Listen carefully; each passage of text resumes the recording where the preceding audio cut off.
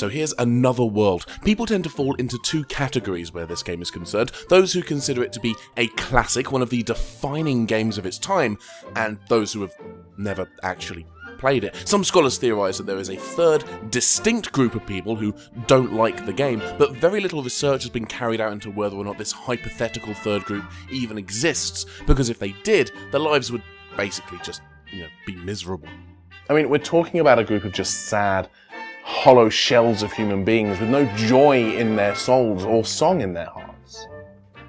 Another World is evergreen. It's one of those games everybody seems to hold in high regard, like Grim Fandango or Psychonauts, or a third game that wasn't created by Tim Schafer. We talked about the Sega CD version way back in episode 10, a port which includes the painfully bad pseudo-sequel Heart of the Alien, but we barely even mentioned the various other ports of Another World that exist, specifically the Super Nintendo version, which has a fascinating development history, if you're the kind of person who finds discussion of expanded memory, static RAM, and fast ROM interesting. Like me! As well as being a brilliantly designed adventure platformer, Another World is known for its striking, wonderfully animated visuals. One of the reasons the animation is so fluid in the original Amiga version of the game is that the game is rendered almost entirely using vectors. Most games released in this era used sprites which were drawn pixel by pixel by magical art elves who took great care and attention to make every frame of every animation look as good as possible. Some games featured very simple animation conveying a lot of movement with very few frames, others were far more complex and fluid with levels of detail to rival the work of any Disney animator. Vectors, however, are geometric shapes that can be used to imply a three-dimensional space, as seen here in Star Wars, a game that is literally a three-dimensional game set in space, as though to hammer home the point I'm trying to make. Clever, eh? In many ways, vectors are a precursor to the polygons that make up the 3D models in most modern video games, from the jaggy, simple graphics of the PS1 and Saturn era, right the way up to the stunningly realistic visuals we see in video games today. Amazing. It's like actually being in the room with a bunch of tiny plastic dinosaurs. Oh, fuck off. By assembling the game using vectors rather than sprites, the game's programmer, Eric Chahi, was able to animate gorgeous cutscenes, create wonderful, fluid animation, and ultimately make a game that looked almost entirely unlike any other game on the market in the early 90s. In fact, Chahi was largely inspired by the Amiga version of Don Bluth's Dragon's Lair and wanted to produce something that looked just as good. Making a game that plays better than Dragon's Lair isn't especially difficult because as a game, Dragon's Lair is, to use the industry lingo, Toilet City, but to make it look better, vectors were the way to go. Now, anyone who knows anything about the Super Nintendo knows that vectors were well within its wheelhouse thanks to an optional expansion that Nintendo made available for its cartridges called the Super FX chip, which allowed the system to do some pretty snazzy stuff, including some rudimentary 3D visuals. The Super FX chip is responsible for the sprite scaling in Yoshi's Island, the simple but distinct 3D visuals in Star Fox on the Super Nintendo, or Star Wing as it's called in my native Europe, and the technically impressive, if largely unplayable, SNES port of Doom. A Super Nintendo port of Another World powered by the Super FX chip? Amazing. Programmer Rebecca Heinemann, who was hired by Interplay to port the game, knocked out a conversion that would use the Super FX chip and look good doing it. Just one problem. Interplay wouldn't pay for the Super FX chip to be added to the cartridges. Not to worry, because the ever-talented Heinemann made it work using static RAM on the cartridge and direct memory access. Which probably would have looked pretty neat too, but we'll never know because Interplay also refused to pay for the static RAM in the cartridge. Heinemann had to make this game work on the Super Nintendo using a bog-standard no-frills cartridge, and she did it.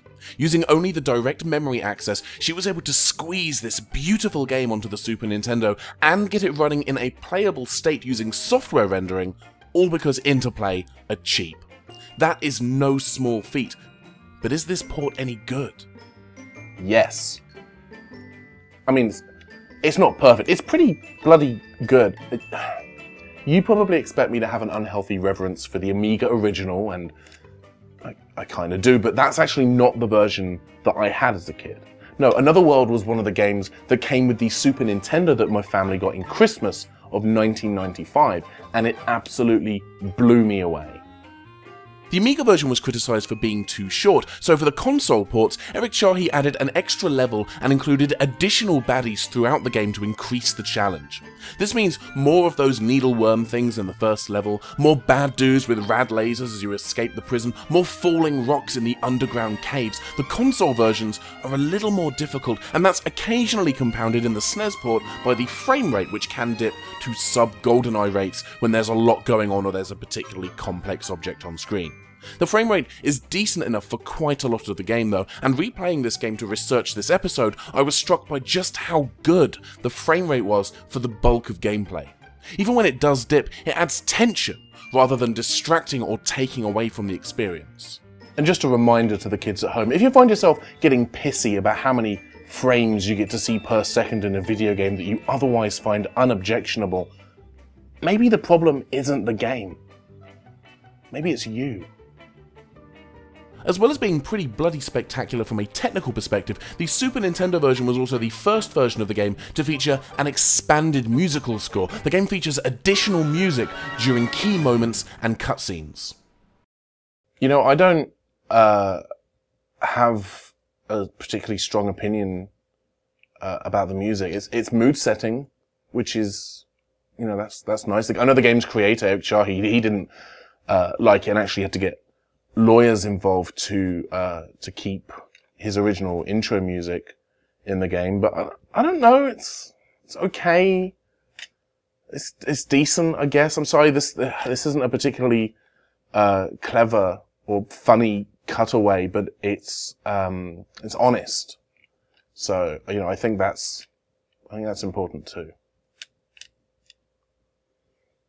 The SNES port of Another World also holds the distinction of being the only game ever to be ported from the Super Nintendo to the Apple IIgs, mostly because the SNES uses a variant of the same 16-bit microprocessor found in the 2GS. But of course, now Another World can be enjoyed on a number of systems, including the Xbox One, the PS4, the Wii U, and modern PCs, thanks to the recent 20th anniversary edition, which I strongly recommend that you pick up at your earliest convenience. I mean, this is a piece of gaming history we're talking about here. The Super Nintendo port of Another World is a solid port indeed. It's not the best port of the game by any means, but it is far from the worst, and it's a technical marvel. A game ported to a system that, without access to that extra RAM or the Super FX chip, shouldn't really have been able to handle it.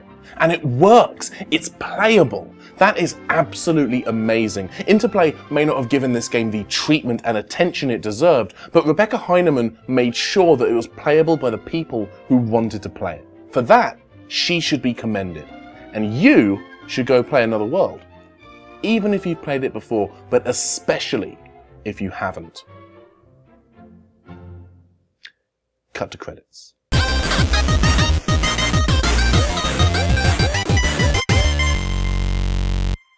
The CD32 was a successor of sorts to the Amiga CD-TV, which was more multimedia focused but less successful. It was probably easier porting Quake to the Amiga than it was porting this game to Nintendo's Sadness Generator. You didn't have my name. If it said, "Oh, Ben," then it would have been, "Ha, I have to eat this." But instead it says, I don't know who Henry is. If you're Henry and I'm eating your candy bar, please do let me know, because I will feel guilty about it for several hours.